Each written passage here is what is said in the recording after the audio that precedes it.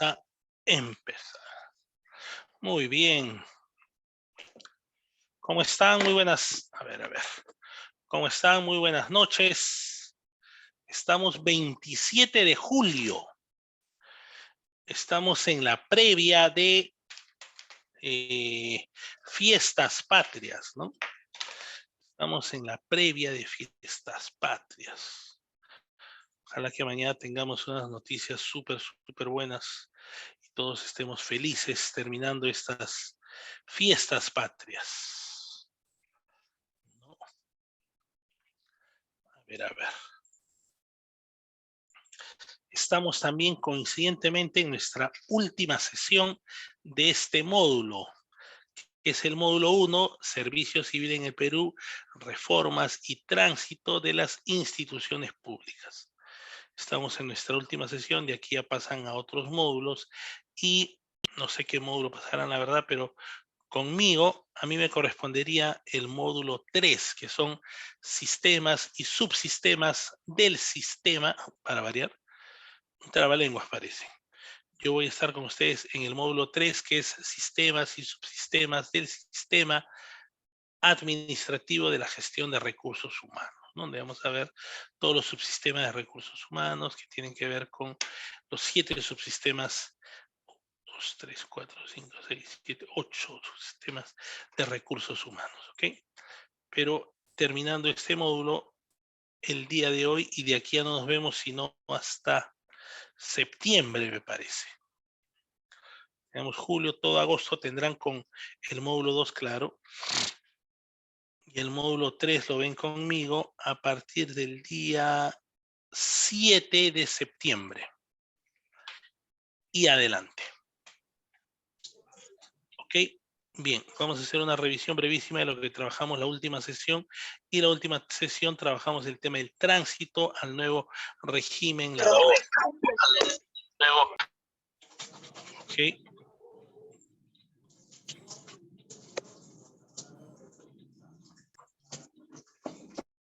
Ok. Vimos y vamos a ver el tema del tránsito a la nueva ley servir y luego pasamos a ver lo que nos toca desarrollar el día de hoy, ¿ok?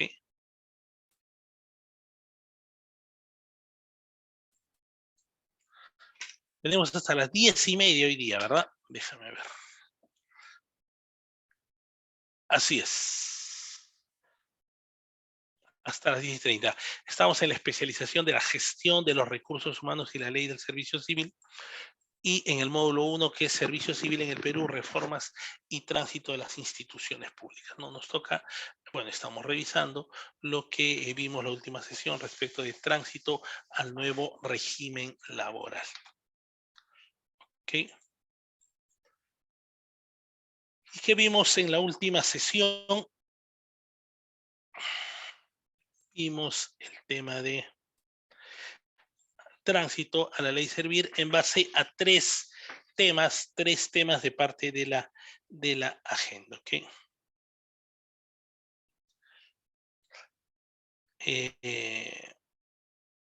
Luego vimos la fase 1 y sabíamos que el proceso de tránsito es un proceso complejo que, si bien es cierto, se está buscando reducir y que no sea en 4, 5, 6, 7, 8 o más años el tránsito, sino reducirlo exclusivamente a un diagnóstico de los puestos que hay en la entidad. ¿Ok? Antes se tenía que hacer un proceso antes se hacía un proceso de revisión de procesos. Antes lo que se buscaba era que haya un proceso, se revisen los procesos, se modifiquen dichos procesos. Ese era el objetivo. Y que luego de ver esos procesos, hacer sugerencias de mejora y luego de esas sugerencias de mejora poder hacer y aplicar, inclusive en el anterior proceso del tránsito, lo que se buscaba era aplicar las mejoras. O sea, no tan solo el hecho de que ya, chévere, ¿no? Pero tienes estas ideas, tienes estas alternativas de mejora, tus procesos, no iba por ese lado, sino inclusive va por el tema de querer aplicar las mejoras, ¿no? O sea, es bien completo, digamos, eso lo era en todo caso bien completo. ¿Ok? Lo que se está haciendo ahora es una versión resumida y en dicha versión resumida lo que se hace es, se establecen dos fases, ¿no? La primera es el tema del tránsito de las entidades públicas al régimen de servicio y la segunda es el tránsito ya, pero de los servidores civiles. ¿Ok? Y últimamente vimos también respecto de las entidades que se encuentran en tránsito. ¿Ok? ¿Cómo está la estadística, digamos, respecto de ese tema ahora, ¿no? Respecto al tema del tránsito a la ley servir, cuántas son las entidades que están en esas condiciones, ¿ok? Veíamos entonces respecto del primer tema de tránsito de la ley servir, que era muy importante y que resulta básico, obviamente, para este nuevo proceso resumido, que tan solo se circunscriba a revisar o hacer un tareaje o un mapeo de puestos, ¿ok? Más no un mapeo de procesos. ¿Y eso por qué? Porque hacer un mapeo de procesos genera obviamente mucho tiempo, genera que que se tenga que revisar todos los procesos de la entidad, ¿no?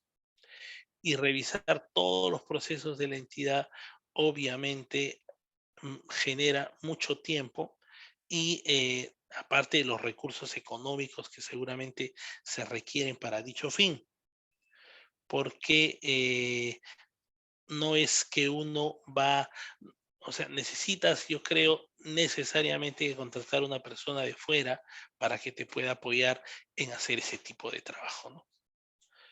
Porque no es una práctica común interna que sea en las entidades el tema de los procesos a ese nivel, ¿no? ¿Ok?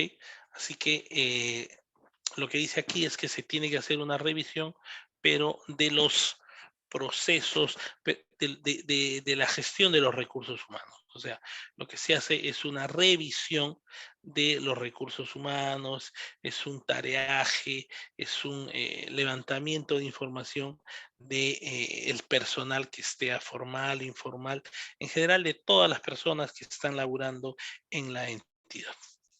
¿Okay?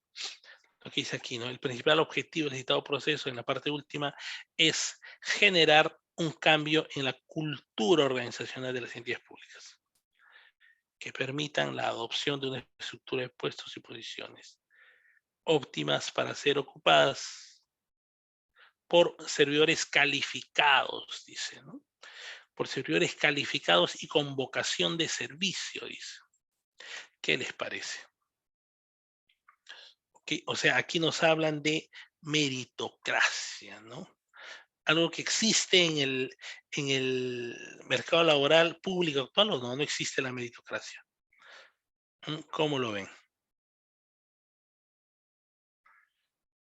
¿Hay meritocracia o no? ¿Existe meritocracia ahora que estamos en estos momentos o no? ¿Qué me dicen?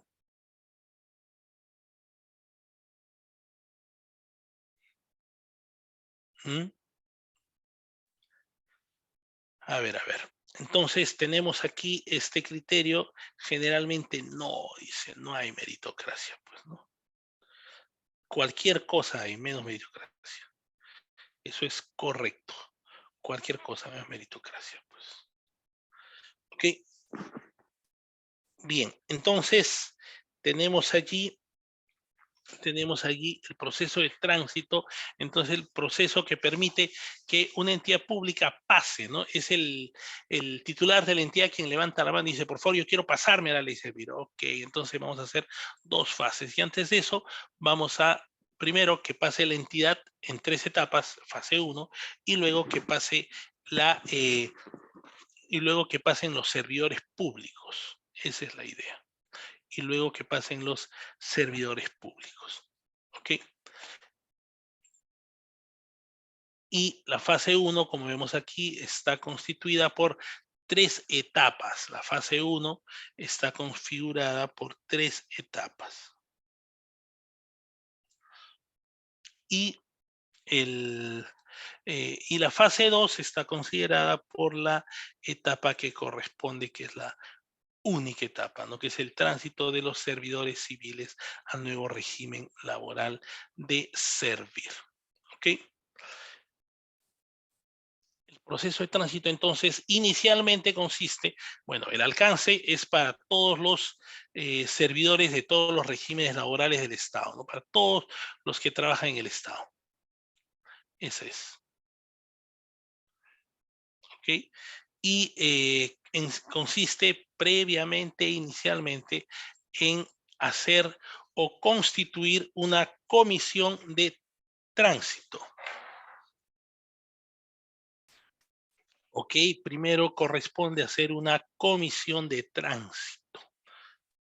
Esto es, y esta comisión de tránsito estará conformado por el gerente general, representante de la alta dirección y el representante de las oficinas de los recursos humanos. O sea, todos amigos, digamos. ¿Ok? Luego entonces, ¿qué se hace la comisión de tránsito? ¿Qué va a hacer esta comisión de tránsito? Aparte que va a chequear todo el proceso de tránsito que seguramente se va a hacer. Luego también tiene la función de sensibilizar y difundir el tema de el tránsito de la ley servir. Difunde, impulsa y supervisa el proceso. Así como también coordina con Servir el desarrollo de las fases y etapas de dicho proceso. ¿Ok? Ese es, primero entonces levanta la mano y dice, quiero pasarme a Servir. Ah, ya, chévere contigo. Entonces lo que tienes que hacer es primero formar tu comisión de tránsito, y con esa comisión de tránsito lo que va a hacer es sensibilizar a los trabajadores en un tiempo determinado, ¿no? ¿Cuánto va a demorar? ¿Cuánto va a acontecer? Habría que ver dependiendo de la cantidad de trabajadores, dependiendo la madurez que, digamos, pudiera tener la entidad respecto al conocimiento de servir, para que no demande y demore mucho esto.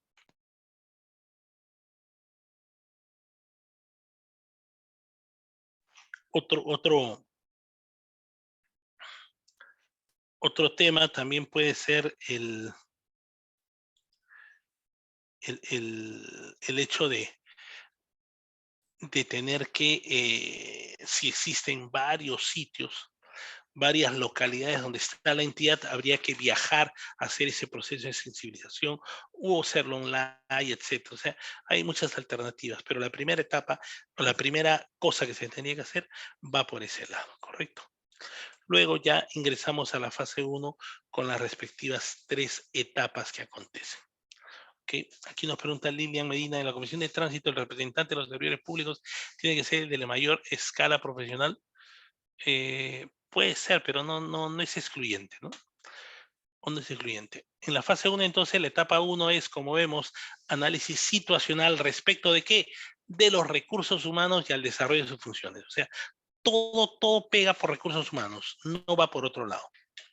Etapa 2, propuesta de reorganización respecto a la estructura de qué, de recursos humanos también. Todo es por recursos humanos. 3, valorización de los puestos de la entidad bajo el régimen del servicio civil. Valorización, ¿por qué? Porque lo que se va a hacer es ver cuánto te cuesta, cuánto te vale, en qué consiste esos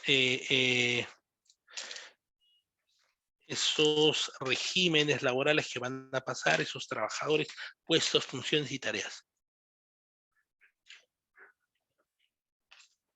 Ok, esa es la fase 1, entonces, que tiene, como hemos visto, estas 3 etapas, ¿no? Etapa 1, etapa 2 y etapa 3. Análisis situacional, propuesta de reorganización, todo de recursos humanos, ojo, y valorización de los puestos.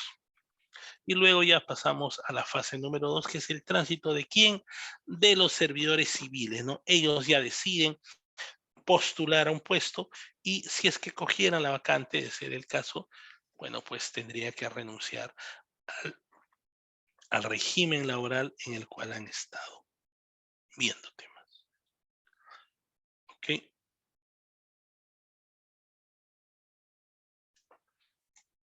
A ver, una pregunta. La valorización no se da porque las entidades no hay recursos.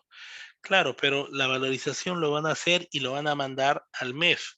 El MEF es que con esa valorización de los puestos, de los montos y demás que ustedes van a hacer, la gente de la entidad, entonces el MEF lo va a revisar porque se le entregas a marzo del año 1 y el MEF luego de revisarlo ya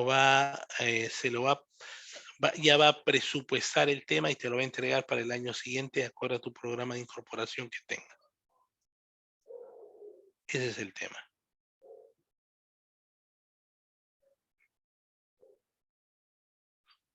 Ok, entonces ese es el tema de la valorización.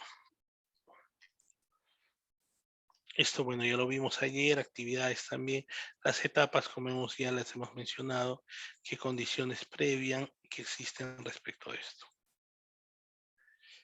Y en la etapa 2 tiene que ver con es revisar procesos nada más de recursos humanos, básicamente. ¿Ok? Y el tránsito de los servidores tiene mucho que ver con la decisión personalísima que ha de tomar el servidor, ¿no? Porque esta situación no es facultativa en todo caso, no es obligatoria para el servidor. ¿Ok?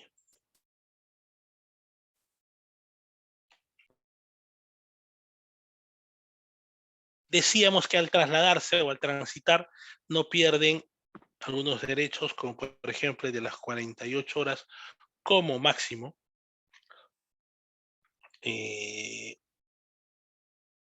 que la entidad se encargará de hacer procesos de selección abiertos y cerrados, abiertos para los niveles de funcionarios y cerrados para los trabajadores que están en la entidad, ¿no? Para que tengan mayores posibilidades de coger dichos puestos. La persona que va a postula no necesariamente teniendo o no teniendo, en todo caso, eh, no teniendo el puesto y no teniendo que renunciar, por supuesto, pues, ¿no? Porque lo que va a hacer es postular nada más. Que luego, si eventualmente gana la vacante en este proceso de postulación, bacán, entonces queda allí. Okay. De ser así, entonces bacán se queda con el puesto y si desea renuncia o si no se queda en la misma situación también. No hay ninguna obligatoriedad. Okay. Ese es el tema.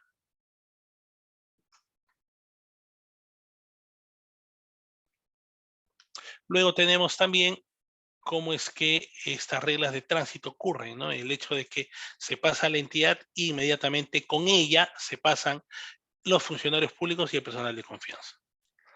¿Ok? Esa es otra característica que tiene también esto. Y que el nuevo régimen laboral, esa es pregunta de examen, ¿ya? El nuevo régimen laboral de servir va a coexistir temporalmente con los otros regímenes laborales ya existentes. ¿Ok? Esa es una pregunta de examen, ¿no? Donde va a existir y tal. En la segunda fase son el tránsito de los servidores y que corresponde a partir de febrero del año 2018 a través de la ONP. Y las entidades que están en tránsito son 509 entidades al último trabajo que se hizo, que fue en enero de este año. De las 599 están en la fase 1, que es la fase de análisis situacional. Revisar, chequear, ver. No hay más, no hay mucha ciencia ahí. Son 432 que están haciendo el mapeo de cargos y puestos, 118 que acabaron y que lo están elaborando 314. ¿Okay?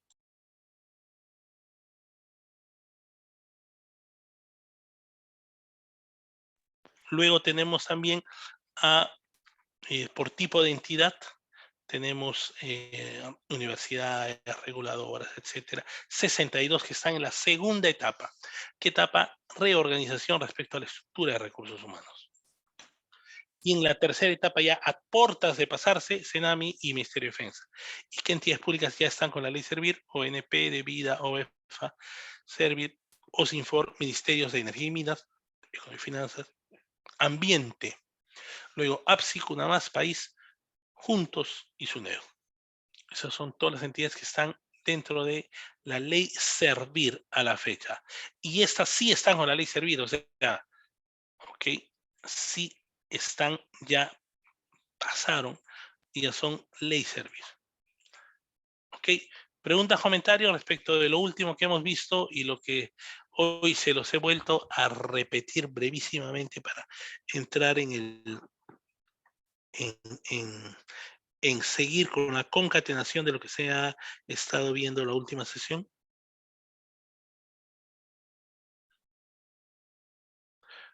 Ok, estamos en nuestra última sesión de este primer módulo de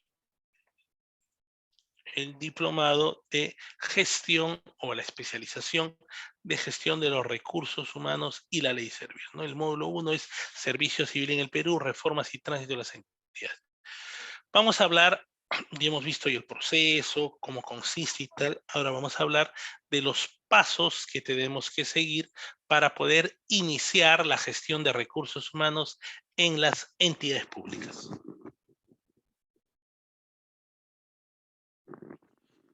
Entonces vamos a ver cuáles son los pasos para iniciar la gestión de recursos humanos en las entidades públicas. ¿Okay? Y vamos a nombrar entonces 10 pasos para nombrar, 10 pasos para mejorar o trabajar el ingreso o la forma de poder laborar en recursos humanos en las entidades públicas. Ese es el tema. Ok, a ver un segundito.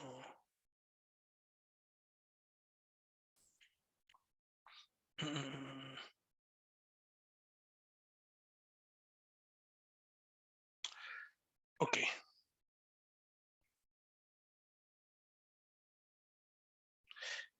10 pasos entonces para poder trabajar en el tema de recursos humanos, ¿correcto? Para poder iniciar el trabajo dentro de una entidad pública, ¿no? Y para poder hacerlo, obviamente necesitamos seguramente de un concepto importante que es el tema de los valores, de la integridad, ¿no? También para poder verlo. Ok. Ok. Empezamos entonces. 10 pasos para iniciar la gestión de los recursos humanos en las entidades públicas, ¿ok?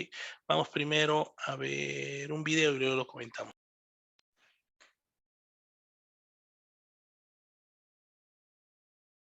El Perú, todo lo necesario para crecer. Una gran historia, una cultura muy variada e infinidad de riquezas y recursos naturales. Pero existe una barrera que limita su desarrollo: la corrupción. La corrupción sigue siendo uno de los principales problemas de nuestro país. Afecta los derechos de las personas, genera pérdidas económicas y debilita la confianza de la ciudadanía en el Estado y sus funcionarios. La corrupción produce desigualdad, exclusión y desencanto. Por décadas, la lucha contra la corrupción estuvo marcada principalmente por un modelo centrado en la persecución y sanciones de las faltas y los actos delictivos, sin prestar mayor atención a las causas que los originaron. El daño ya estaba hecho, y el Perú perdía oportunidades. La sensación de impunidad y la revelación de nuevos y graves casos de corrupción expresaron los límites de un modelo típicamente reactivo, con dificultades para romper el círculo vicioso y repetitivo de la corrupción. Frente a ello, en el Perú emergió la integridad con un enfoque nuevo, centrado en la gestión de riesgos y estándares de cumplimiento, no solo para prevenir y detectar la corrupción, sino para proteger el interés común y mejorar el desempeño ético de los funcionarios públicos. En el año 2018 se aprobó el Plan Nacional de Integridad y Lucha contra la Corrupción, como resultado del análisis de diversas recomendaciones nacionales e internacionales para orientar la implementación de un conjunto de acciones hacia el 2021. Este plan contiene un modelo de integridad para facilitar la comprensión y aplicación de este nuevo enfoque en las entidades del sector público. El modelo de integridad cuenta con 9 componentes, los cuales debidamente articulados permiten aplicar un conjunto de herramientas y orientaciones prácticas para contribuir con una gestión pública moderna, con capacidad para prevenir y actuar oportunamente frente a la corrupción y otras prácticas cuestionables. Veamos cómo funciona el modelo de integridad en una entidad pública. Para establecer cultura de integridad en cualquier institución, es fundamental el compromiso de alta dirección. Es aquí donde se observa el liderazgo de las autoridades. Por ejemplo, al introducir la integridad como un valor esencial en la cultura organizacional, se consolidan las políticas de cumplimiento. De igual modo, designar y empoderar a las oficinas y a los oficiales de integridad.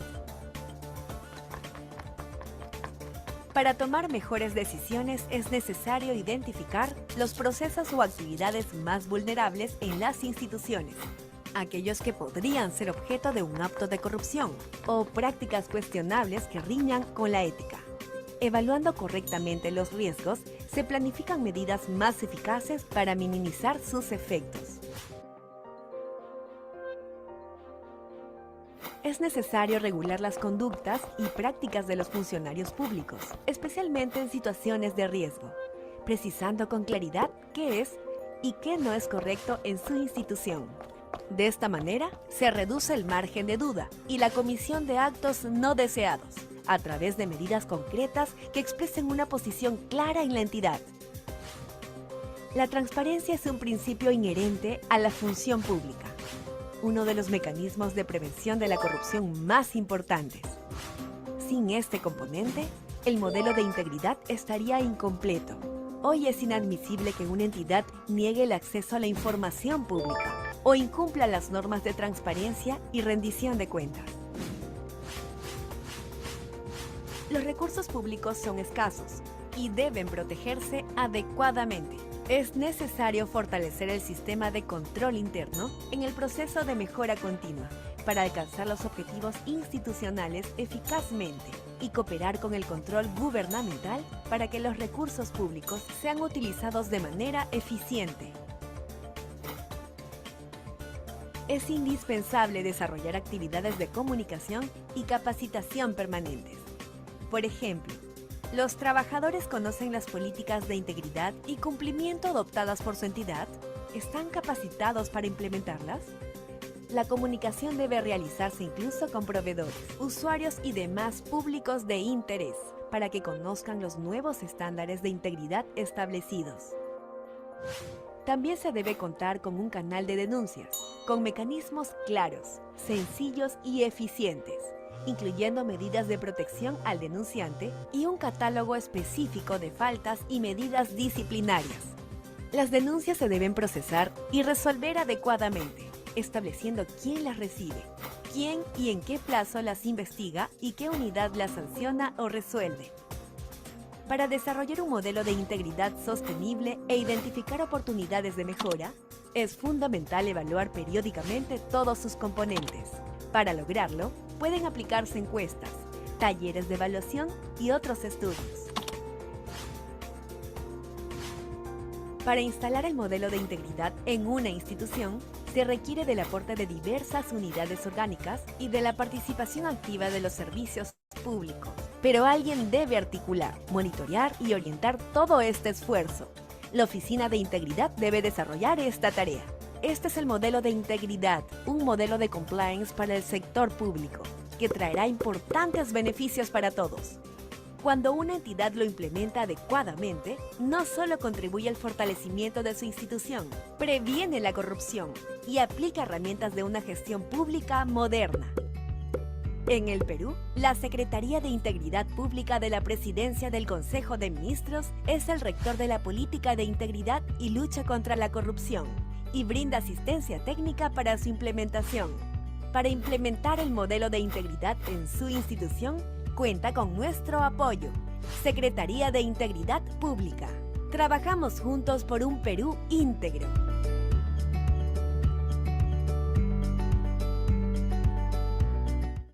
Bicentenario del Perú. Gobierno del Perú. Vemos aquí algo relacionado a la política de integridad que ha de existir en todas las entidades públicas El Perú a fin de poder generar lo que falta ciertamente en las entidades públicas a la fecha, que es el tema de la integridad.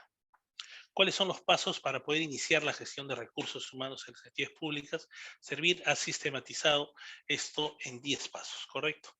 Primero tiene que ver con inventario, incorporación, presupuesto y CAP. Luego, cómo se trabaja el tema de las sanciones, el tema de la negociación colectiva, que a la fecha se está dando bastante considerable, y luego las capacitaciones también, y finalmente declaraciones juradas, bienestar social, plan de seguridad y salud en el trabajo. El día de hoy ha salido en el Diario Oficial del Peruano un documento o una ley donde dan cuenta que, o sea, la ley tiene, la naturaleza de la ley tiene el interés en que se incorporen al Estado gente joven, ¿correcto? E indica que aquellas personas que tienen menos de 29 años de edad y que sean técnicos o profesionales y que estén en la última fase de todo del proceso de selección de personal y que en la entrevista le asignen 10% más 10% más por, en la entrevista final. Puntaje 10% más. Al igual que se les da a los de las Fuerzas Armadas y Policiales, al igual a los que se les da a los de a los que hacen servicio militar obligatorio y al igual a los que se le da a los deportistas calificados, ¿no? No me queda claro si es que esto pudiera ser sumario, ¿no? En el sentido de que si yo soy, por ejemplo, deportista calificado, o si es que yo soy, por ejemplo, perteneciendo a las Fuerzas Armadas y Policiales, tengo el 10%, ¿verdad? Y si adicionalmente a ello soy joven, menos de 29 años, se me adiciona 10% más, no lo sé. Pero esta norma dice, pues si eres técnico, dice, o profesional, postulando al Estado, estás en la entrevista final, luego de la entrevista final te pueden asignar 10% adicional más. ¿Por qué? Por ser joven. Por ser joven, menos de 29 años. Joven, 29 años. Vaya, vaya. Aparte, si es que has trabajado o practicado en entidades públicas, se te tendría que sumar no en la entrevista final, sino en el puntaje final. En el puntaje final se te tendría que sumar hasta un máximo de 3% más. ¿Por qué? Porque si tengo un año de experiencia en el Estado, le tengo que sumar un punto, un porcentaje, un porcentaje. Si tengo eh, si tengo 2 años de experiencia, uno de práctica y uno profesional en el Estado, tengo que sumarle 2% más y así, hasta un máximo de 3. ¿Qué te parece? O sea, para los jóvenes están en una excelente oportunidad de poder ingresar bien facilito al Estado, ¿no? Pero para las personas grandes como yo, como muchos de los aquí presentes, nos cierran las puertas así increíblemente, ¿no? Y es discriminatorio, ¿no? O sea, de verdad, esa ley es discriminatoria. ¿Por qué? ¿Por qué a los jóvenes le van a dar oportunidad y no a los grandes? Más bien no deberían darle oportunidad a los grandes por el seniority que tienen o por la experiencia que tienen. ¿Y dónde va todo ese concepto de meritocracia? Si es que por ser joven per se tienes mayores y mejores posibilidades de ingresar a trabajar en el Estado. ¿Mm? Janet, tú vas a postular a un sitio y porque seguramente tú tienes más de 29 años, parece que tienes 30, tú seguro, ¿no? Entonces, por tener 30 años, perdiste, pues. perdiste, o sea, o sea, en igualdad de condiciones, ¿ah? Y seguramente el joven, como hemos visto cómo está el escenario actual de trabajo, seguramente el joven tiene mayor educación y mayor formación y mayor que nosotros, con seguridad, ¿ah? Porque para nosotros, los grandes, para poder estudiar y para poder tener una maestría, vaya, eh, que hacer el bachillerato, ah, pero obviamente tenemos que postular para ingresar a la universidad, no como ahora, ¿no? Y después debiéramos tener dos años de experiencia laboral para poder ingresar a una maestría. Ahora, nadie, eh, para ingresar a una maestría no te requieren experiencia laboral, porque inclusive sales, acabas tu bachillerato y al toque nomás estudias una maestría. Y después otra maestría seguramente también la haces, ¿correcto? Así que al final no es necesario, es muy fácil ya tener los grados académicos y tal, porque no, ya los chicos de cuarto año de secundaria ya tienen asegurada una universidad, ¿no? Es el tema. ¿Ok? Entonces es discriminatoria esa ley, hoy día salió.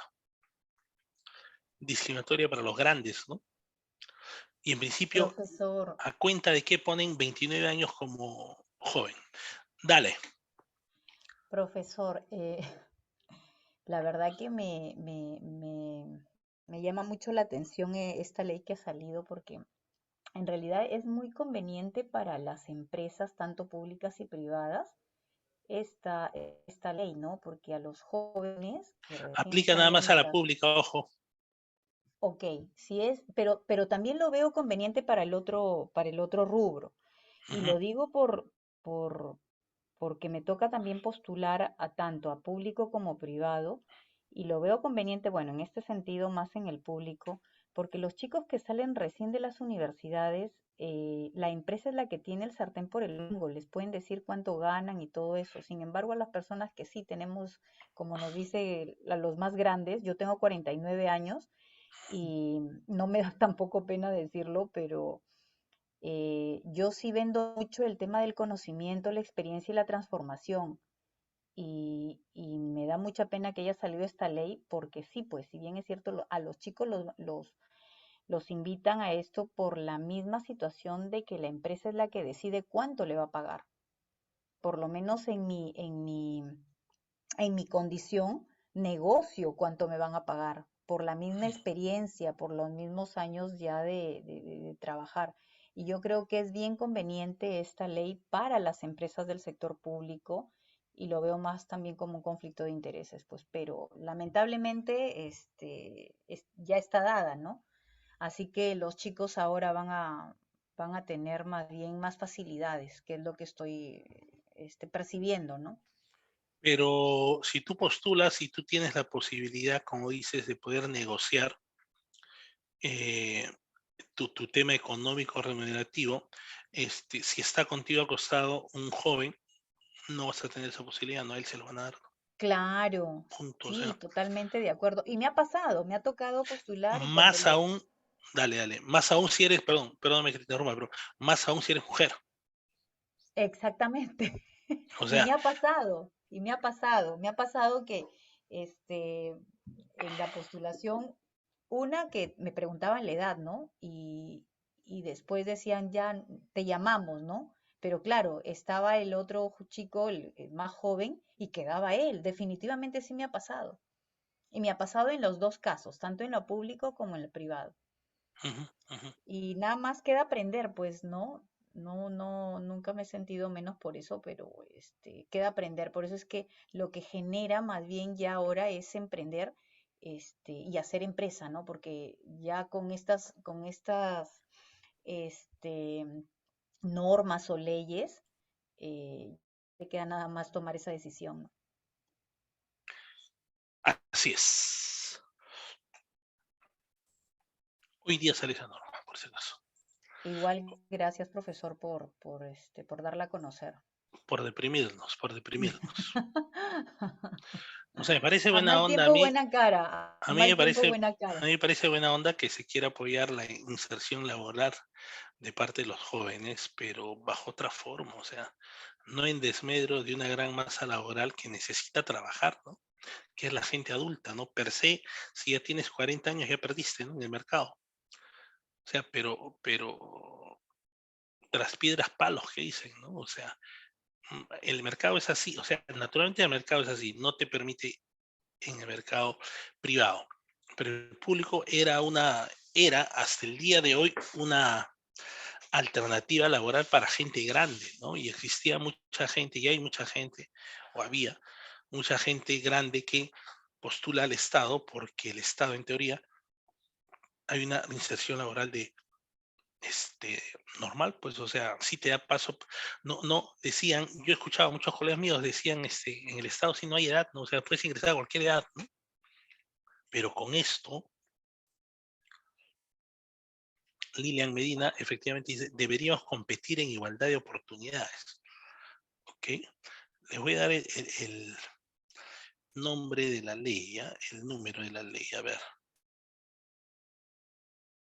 Pero, o sea, todavía no lo asimilo, ¿cómo pueden hacer eso? O sea, está bien que se promueva, obviamente hay formas de promover la inserción laboral de los jóvenes, pero jóvenes hasta 29 años, no pues, había programas o hay programas de formación laboral de 16 a 23 años, me parece, pero ya 29 años es otra historia, o sea,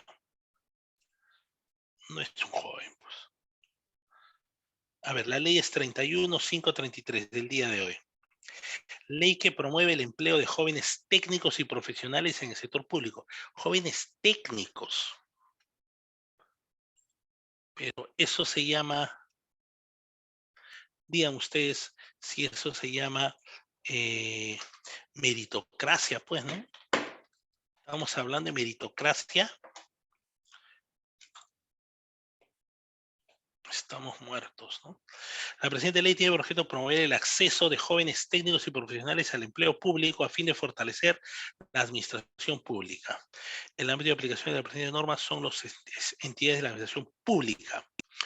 Artículo 3, bonificación especial. Las entidades de la administración pública entregan la bonificación del 10% en la etapa de entrevista personal de los concursos públicos de méritos que convoquen a los postulantes técnicos y profesionales que tengan como máximo 29 años de edad.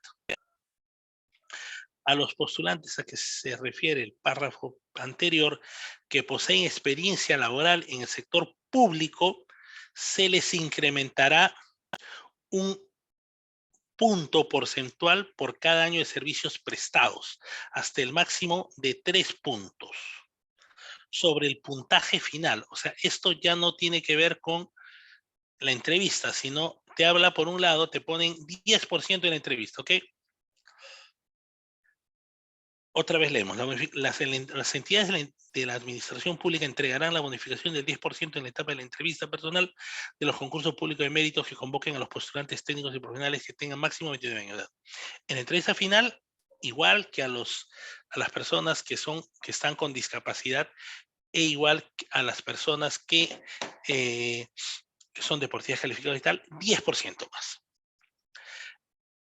3.2. A los postulantes que se refiere el anterior artículo, que poseen experiencia laboral en el sector público, se le incrementará un punto porcentual por cada año de servicios prestados hasta el máximo de 3 puntos sobre el puntaje final. O sea, al final, tú que tienes 30 años o más de 30 y tienes 15 años de experiencia en el Estado, no va a valer. Pero uno que tiene 29 años le van a subir 3 puntos porcentuales a su resultado final. Para dichos efectos, también se considera las prácticas preprofesionales y profesionales en el Estado. O sea, si hizo prácticas un año, perdiste, peor todavía. El Poder Ejecutivo aprueba las disposiciones reglamentarias para la aplicación de lo dispuesto por la presente ley en un plazo máximo de 30 días hábiles contados a partir del día siguiente de su vigencia.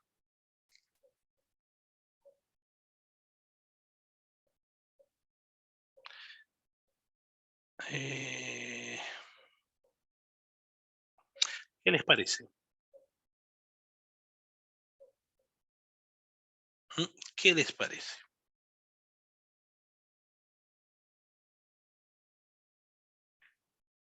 ¿Quedó clarito, no? ¿Comentarios? ¿Qué les parece?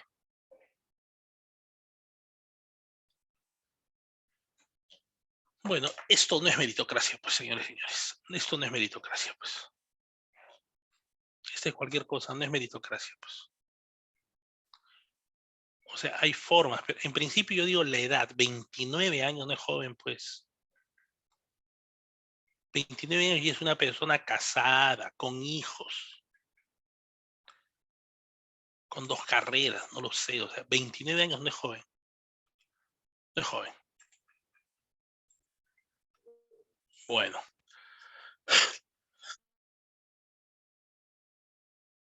10 pasos para iniciar la gestión de recursos en el sector público. No hay meritocracia, pues cualquier cosa es esto no es meritocracia. Y hay un concepto que se llama, en Estados Unidos creo ya, se está retornando al hecho de contratar gente grande, mayor, por el seniority se llama, o sea, por la experiencia, por lo que uno tiene, grande, ¿no? Bueno.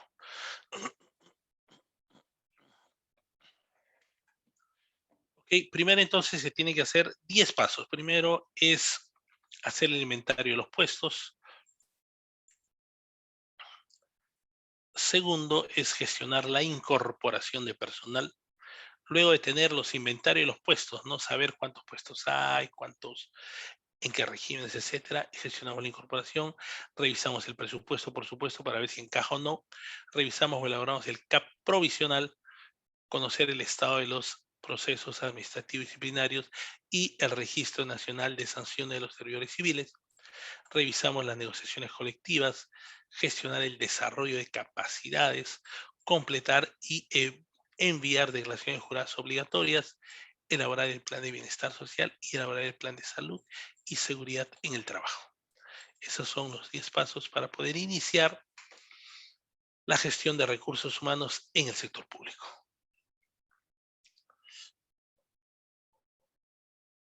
¿Okay? Primer paso para poder hacer o desarrollar el tema de recursos humanos dentro de las entidades públicas. ¿Okay?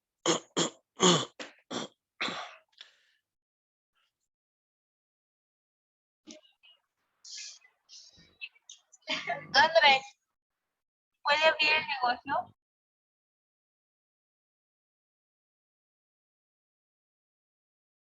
Hacer el inventario de puestos y posiciones. ¿Es lo mismo puesto que posiciones? Ah, es lo mismo puesto que posiciones. ¿Quién me da, por ejemplo, esa diferencia? Lo mismo es puesto que posiciones.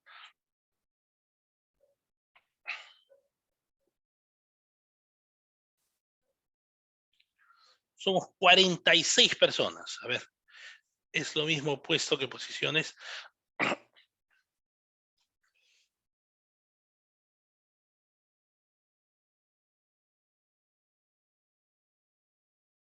¿Qué me dicen? ¿Qué me dicen?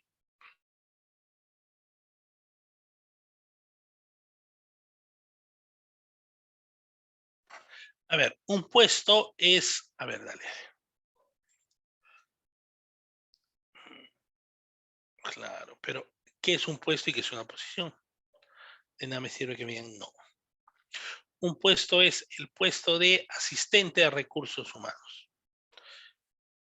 Puesto, lugar en el espacio, posición, cargo que tiene una empresa.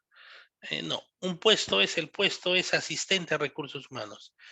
Y dentro del puesto asistente a recursos humanos tenemos 5 posiciones. Porque hay 5 trabajadores en el mismo puesto. Ok, el puesto es de analista de recursos humanos y tiene una posición.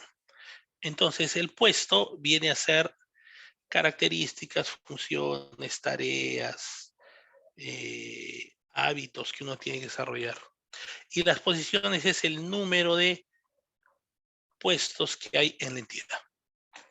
Ok, eso es puestos y posiciones.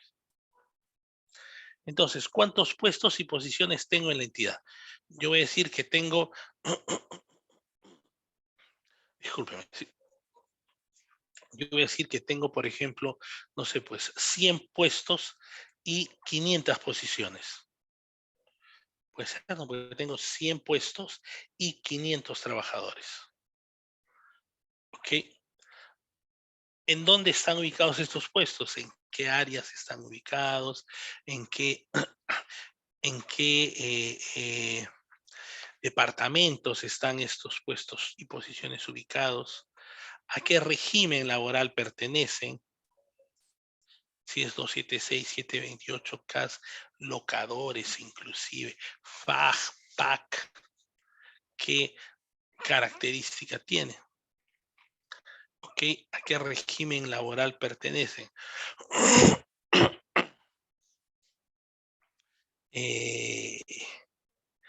¿Cuáles son sus funciones? Si se repiten las funciones, si se juntan las funciones. ¿Ok? ¿Cuántos están vacantes? ¿Cuántos están presupuestados? ¿Cuántos están libres? Eso hay que ver. ¿Ok? Hay locadores de servicio. ¿Cuántos locadores de servicios tenemos? ¿Hace cuánto están locadores de servicio? Interesante también. ¿Y qué funciones realizan los locadores? ¿No? Si son de verdad trabajadores locadores o si ciertamente son una desnaturalización del concepto de locador de servicio. ¿Correcto? Primero, entonces, toca hacer un inventario de puestos y posiciones para, en razón de eso, poder ver cómo se va a manejar el tema. ¿Ok? Aquí hay un modelo. Para hacer ese inventario, lo que podemos hacer es hayamos o podemos ir al reglamento de organización y funciones, al manual de organización y funciones.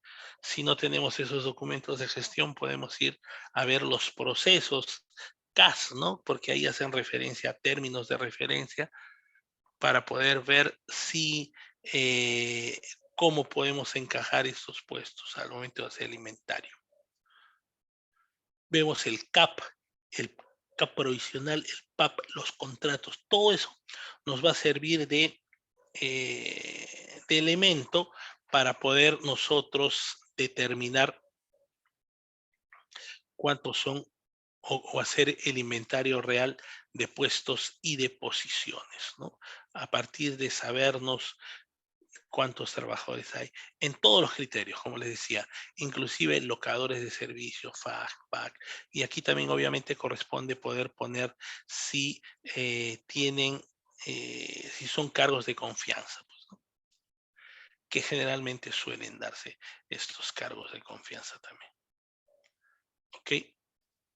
Entonces, primer paso, inventario de puestos y posiciones, ¿no? Aquí tenemos un modelo que pudiéramos usar para levantar este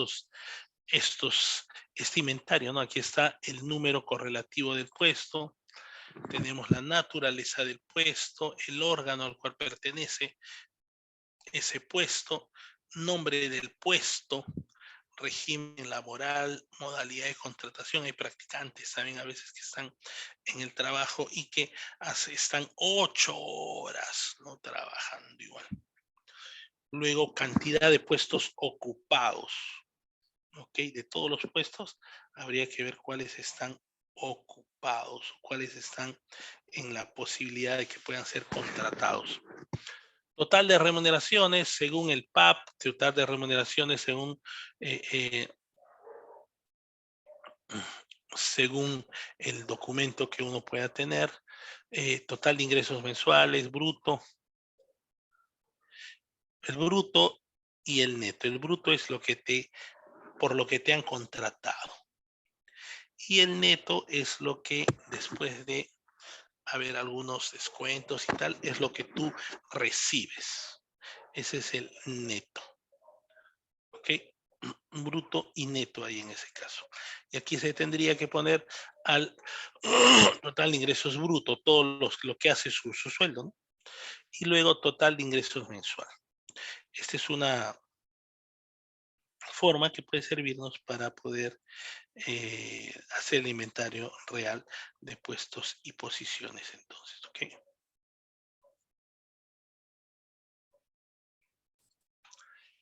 Primer paso. Tenemos varios pasos todavía. Segundo paso, gestionar la incorporación de personal. ¿Qué significa esto de gestionar la incorporación de personal? Implica pues hacer una forma y una formalidad para poder ingresar, para que ingresen al Estado gente que sea competente y que tenga, como vemos aquí, los principios que refieren, ¿no? Y esos principios son transparencia, mérito e igualdad de oportunidades, dice. Igualdad de oportunidades, dice, ¿no? Y otra cosa dice también transparencia y mérito, ¿no? Vaya, vaya, qué interesante, ¿no? Pero obviamente lo que vemos día a día o estos últimos días no es necesariamente eh, este concepto de meritocracia, pues. Te pueden hablar de otras cosas, pero nadie creo pudiera manifestar que esto es un tema de meritocracia, pues, ciertamente. ¿Ok? Entonces, antes de gestionar la incorporación de personal, corresponde tener un puesto vacante y presupuestado. Lo que se tiene que hacer, o sea, para poder desarrollar efectivamente la incorporación del personal, tiene que estar el puesto vacante y presupuestado, o sí es sí. Ese es el tema, ¿ok?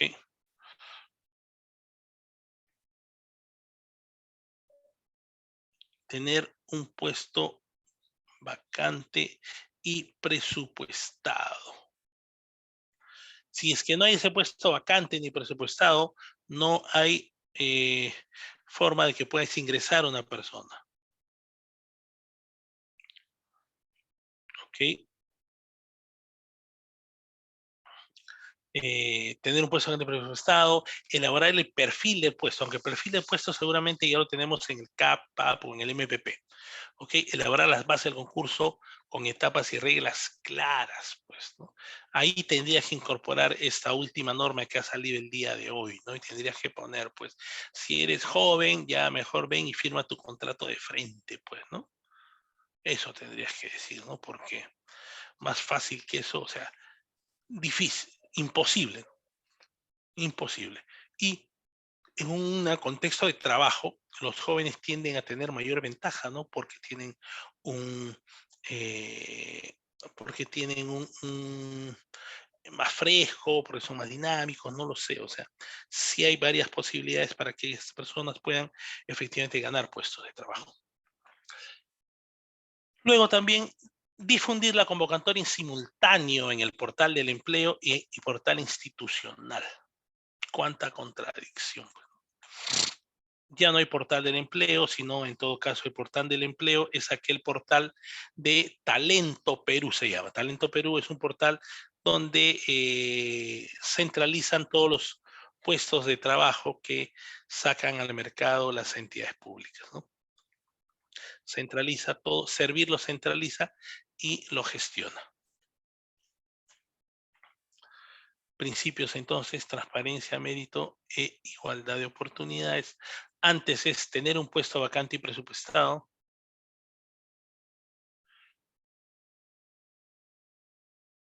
Elaborar el perfil, elaborar las bases y difundir la convocatoria, ¿correcto?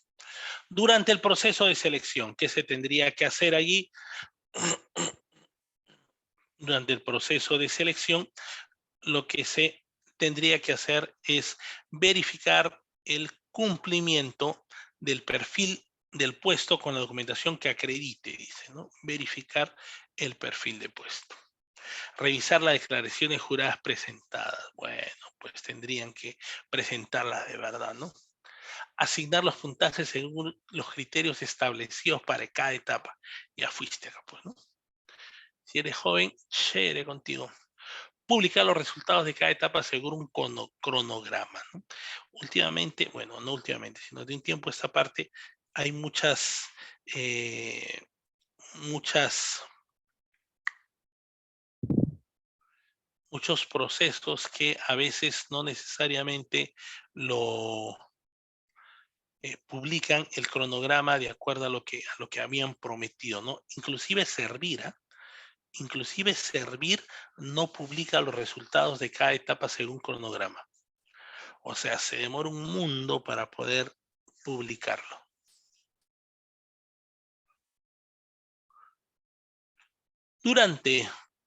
Entonces, publicar los resultados de cada etapa, elegir al candidato idóneo, aplicando el principio de qué, de compadrazgo, digo, de mérito, ¿no? Aplicando el principio de amigote, tampoco, dice, ¿no? El principio de mérito, meritocracia, o sea, en estricto deberíamos de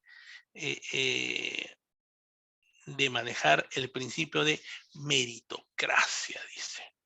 Teniendo en cuenta la asignación de puntajes por discapacidad, Fuerzas Armadas y deportistas calificados y jóvenes aún.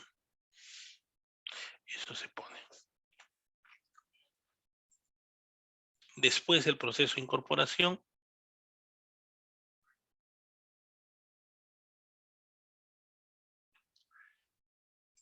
verificar en el Registro Nacional de Sanciones de los Servidores Civiles, además de las normas sobre deudores alimenticios, y firmar el contrato o emitir la resolución correspondiente según sea el caso.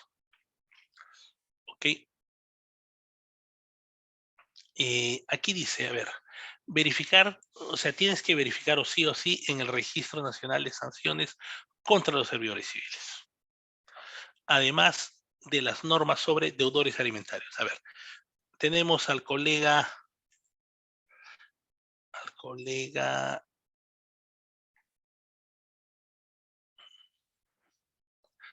todos son Iván Acho, ¿ya? Iván Acho, por ejemplo, tiene una denuncia por alimentos y que el señor Iván no paga, pues. No paga, ¿correcto? No paga. Entonces, está registrado en el Registro Nacional de Deudores Alimenticios o Alimentarios, no sé cómo se pronuncia. ¿Ok? Y tú estás en Recursos Humanos y al momento de que Iván ha agarrado el puesto, entonces tú le mandas revisas en el sistema y te das cuenta que el señor tiene una deuda alimentaria, está en ese grupo de personas indeseables que tienen una deuda alimentaria. ¿Ok? ¿Qué es lo que se hace? Se le saca al señor, se le dice muy bien, señor, porque los pastores, váyase a su casa. ¿Qué se hace con ese servidor? Con ese postulante, perdón, porque servidor todavía no es.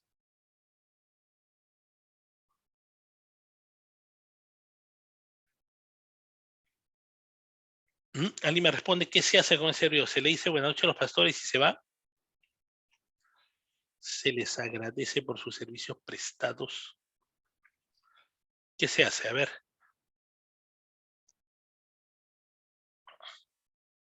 Se le tendría que decir, señor, muchas gracias. Usted es un deudor alimentario y aquí en el Estado no tenemos ni admitimos deudores alimentarios. ¿Así o qué se haría? A ver, cuéntenme. Profesor, buenas noches. ¿Cómo estamos? En el supuesto caso que este señor obtenga la plaza, definitivamente el empleador tiene que verificar, debe haber una orden judicial donde se le haga el descuento por planilla el monto que ha hecho, en este caso, la sentencia, ¿no? Por juicio por alimentos, porque está prohibido que el empleador le descuente parte de su sueldo si es que no es por mandato judicial. O sea, que debe haber un documento o una resolución judicial donde indica que pues este señor debe pagar. En caso de que él ya tenga la plaza, ese es el paso que se debe hacer, ¿no? Ok, perfecto. O sea, yo no lo puedo sacar del proceso o decirle, ¿sabe qué, señor? Usted ya no va a trabajar porque es un deudor alimentario y está con un roche. No. ¿Por qué? Porque ahí le quito la posibilidad de que trabaje y que efectivamente le pase pensión a su hijo, ¿no? Justamente es lo que dice el colega, que uno tiene que estar muy pendiente de esta persona y de apoyarla en el sentido de que se le va a descontar y se le va a pagar a la mamá, ¿no? Digamos. Porque si no le damos esa posibilidad, le estamos restando el tema económico al hijo, ¿no? O sea, si no le vamos a admitir porque es una persona que no ha pagado, perdimos, ¿no? Pierde también él y pierde el hijo, todo el mundo pierde. ¿Ok? Eso es entonces lo respectivo a registrar la incorporación, gestionar la incorporación, ¿correcto? Es entonces firmar el contrato de trabajo y todo lo que corresponda. No, si se le admite. El tercer paso para poder instalar el tema de los recursos humanos en las entidades públicas. Y es revisar el presupuesto del personal, ¿no? Conocer el presupuesto para el pago de remuneraciones y obligaciones laborales, identificar las plazas que están financiadas. Porque hemos dicho, para cubrir un puesto es que la plaza esté desocupada y presupuestada. O sea, tiene que estar presupuestada o sí o sí. Entonces, para revisar el presupuesto, lo que necesitamos es conocer el presupuesto, identificar las plazas que están financiadas, establecer o ver, revisar la escala de normativa establecida, conocer también, hacer un listado de los conceptos remunerativos y beneficios laborables aplicables, y deudas por beneficios sociales o reposiciones judiciales. ¿Ok? Eso es lo que se hace respecto a revisar el presupuesto. Y verificar si deudas por beneficios sociales o reposiciones judiciales, esas deudas si es que la tiene la entidad, ¿no? Si es que la tiene la entidad. ¿Ok?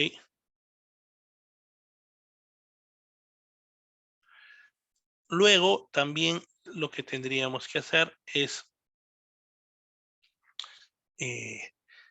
ver las partidas presupuestales que existen y tal. ¿Ok? Otra actividad que tendríamos que desarrollar para ver si es que aplica o no aplica esta situación es revisar el cuadro de asignación de personal provisional, ¿no? Revisar el CAP provisional, la que contiene cargos definidos y provisionales, para poder ampliar y circunscribir, concretizar ahí. ¿Okay?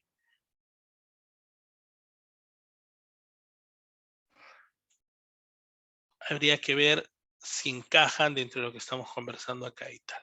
¿Okay?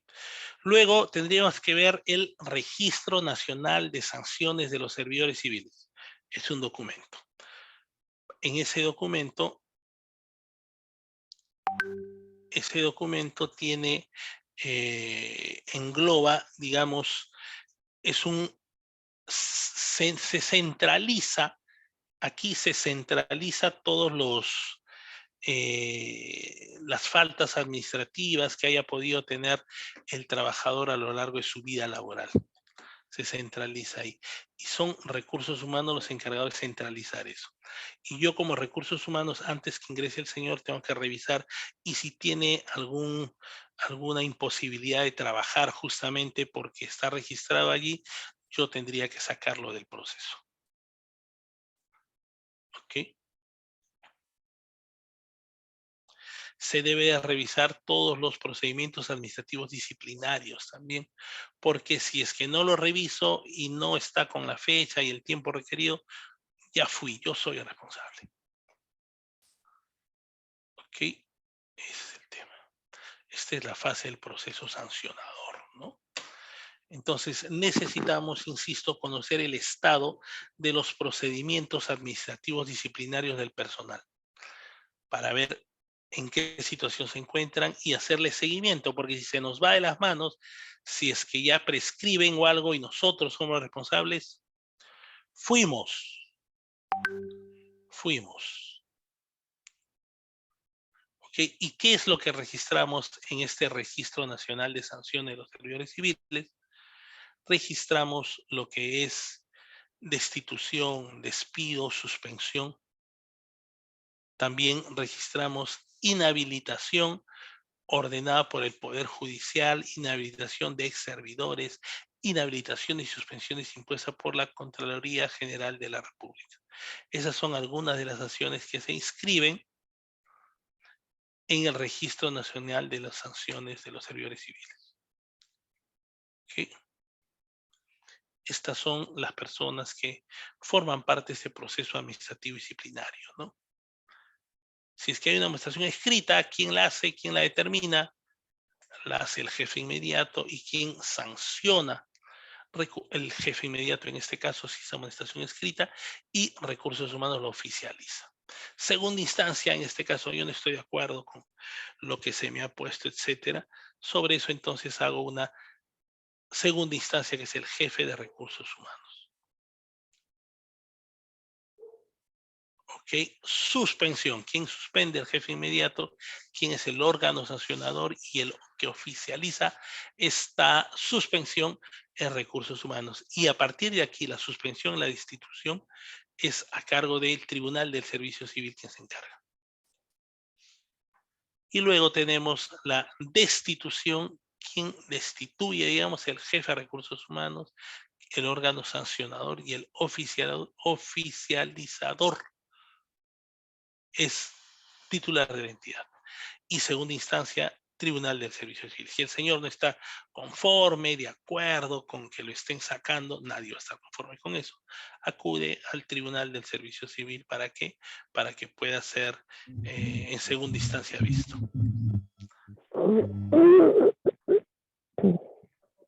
¿Okay?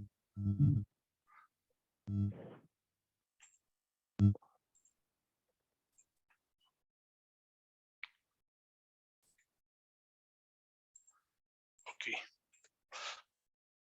Luego tenemos, a ver, un segundo.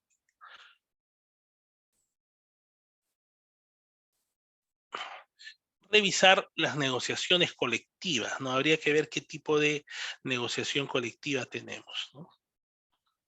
Si es qué tipo de sindicato tenemos, mayoritario, minoritario, sindicato de rama, sindicato de pliego, ¿qué sindicato tenemos? Y sobre eso habría que identificar por un lado y luego identificado poder, se supone también, negociar con el sindicato de mayor representatividad, por supuesto. ¿No? Sindicato mayoritario y minoritario, habría que ver. ¿Qué se puede negociar colectivamente? Temas no económicos. ¿Ok? Condiciones de trabajo y compensaciones no económicas son las que se pueden negociar. Eso es lo que se puede negociar. ¿Ok?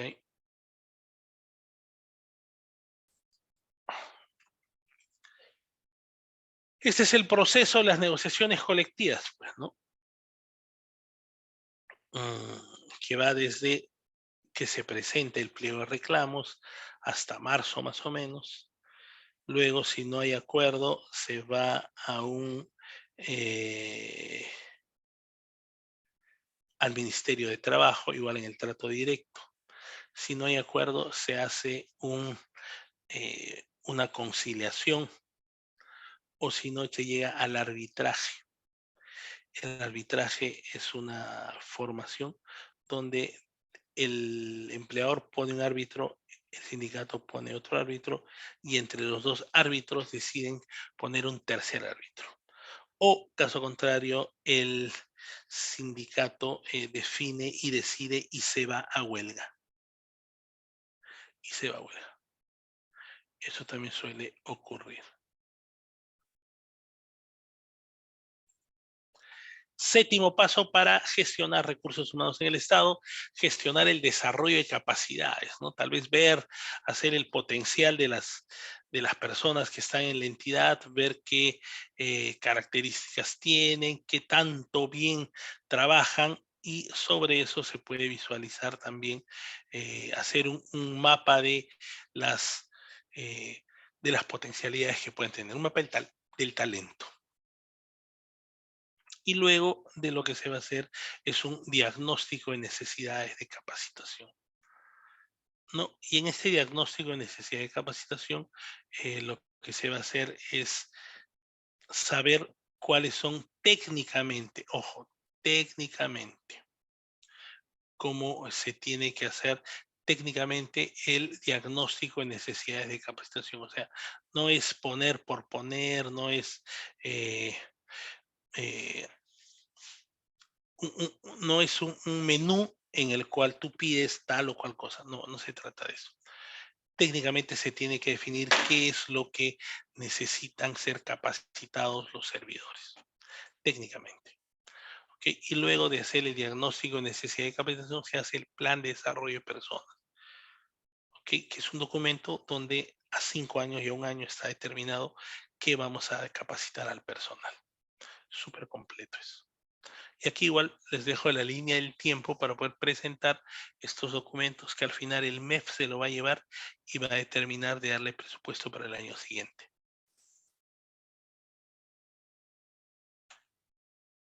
Ok. Y última etapa, el octavo, completar y enviar declaraciones juradas, ¿no? Hay la obligación que todo servidor público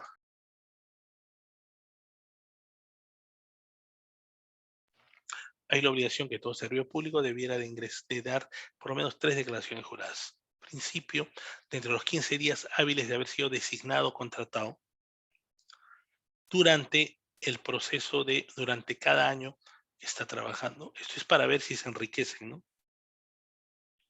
Y al cese dentro de los 15 días hábiles de haber cesado en el puesto. Todo eso tendría que ponerse en el tapete, ¿no? Ok.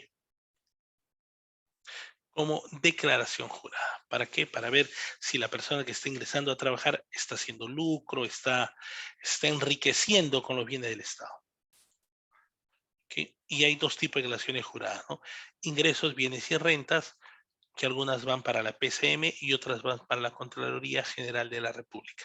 La gente de la Contraloría dice que eso no lo revisa, esos documentos. Si es que sale en prensa y tal, ahí como que lo jalan, pero ahí ni siquiera lo revisan. Así que ciertamente es innecesario, prácticamente, fácticamente. Noveno paso, elaborar el plan de bienestar social. Últimos años no ha servido mucho la elaboración del plan, porque el día a día, la vertiginosidad de lo del COVID ha hecho que eso desaparezca. ¿Okay? Pero en general, bienestar social debería estar enfocado en 4 áreas, ¿no? Asistencia al empleado, actividades culturales, recreativas, beneficios y seguros, subsidios. Todo eso debería estar enfocado el área de bienestar social para apoyar, ¿no? Y en este contexto de pandemia, obviamente han estado muy enfocados justamente a ello, al tema de la pandemia, al tema de cubrir alguna necesidad que tenga un trabajador, un familiar de un trabajador, estar haciéndole seguimiento a las personas que están con COVID y ver en cómo se les puede ayudar y cómo se puede trabajar con ellos. ¿Ok? Eso es el tema respecto de las 4 líneas de acción que desarrolla el área de bienestar social. Aquí vemos, por ejemplo, una de las áreas, un lactario, el Ministerio de Justicia, del Poder Judicial, perdón, ¿pueden creerlo? Eso no es lactario, pues es cualquier cosa, ¿no? ¿Ustedes creen que una dama, una señora puede entrar ahí a extraerse la leche para su bebé? ¿Dónde lo guarda? O sea, este es en el Poder Judicial, vean ustedes. ¿Qué les parece? ¿Mm? Y décimo, elaborar también muy importante en este contexto de COVID, es muy importante esta situación, elaborar el plan de seguridad y salud en el trabajo. ¿Ok? Que tiene que ver con prevención de lo que es salud y seguridad y prevención de todas las acciones para evitar los llamados riesgos laborales, ¿no? Y aquí encaja también el tema de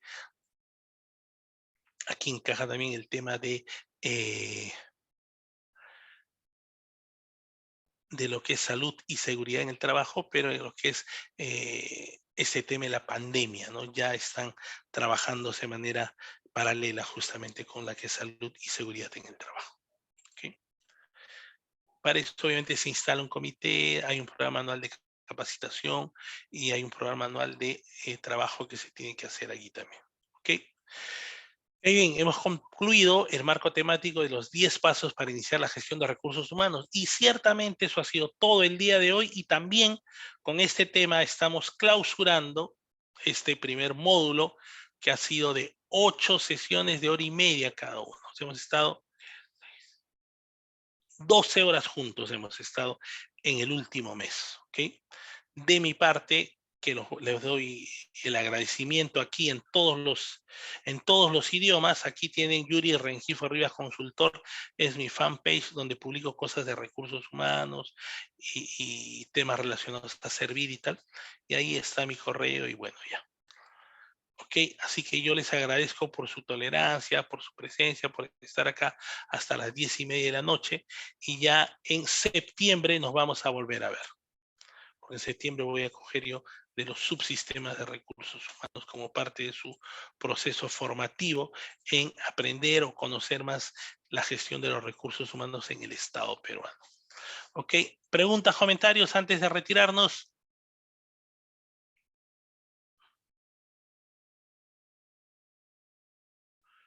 Gracias, José Luis.